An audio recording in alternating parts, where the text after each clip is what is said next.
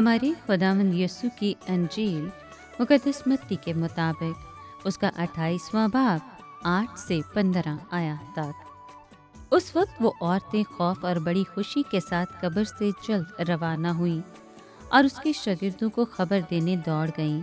और देखो, यीशु उन्हें मिला और कहा, सलाम। उन्होंने पास आकर उसके कदम पकड़े और उसे सिजदा किया। तब यीशु ने उनसे कहा, डरो नहीं, जाओ मेरे भाइयों को खबर दो कि जलील को जाएं, वहाँ मुझे देखेंगे।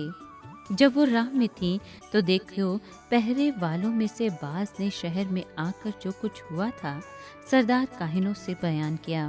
तब उन्होंने बुजुर्गों के साथ इकट्ठे होकर मशवरा किया और उन सिपाहियों को बहुत से मिसकाल दिए और कहा, तुम ये कहो कि रात को जब हम सो रहे थे और उसके शागिर्द आकर उसे चुरा ले गए, और अगर ये हाकिम के कान तक पहुँचे तो हम उसे समझाकर तुम्हें खतरे से बचा लेंगे।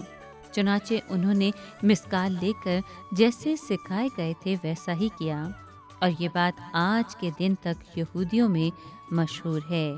पाकलाम के पढ़े और सुने जाने पर खुदावंद की बरकत हो, खुदा का शुक्र हो। अजीज दोस्तों, आज के कलाम में हम देखते हैं कि पहरेदार दूसरे गवाह थे।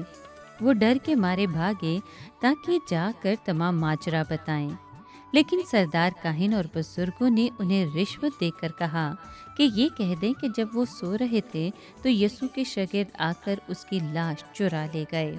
ये कितनी अहमकाना हरकत थी।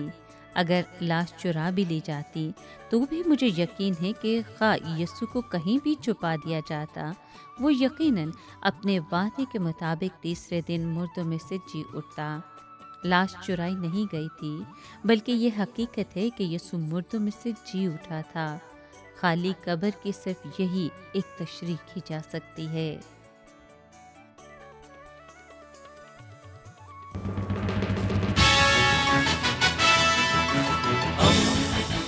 दोस्ती का पैगंबर, रेडियो वेरितास एशिया।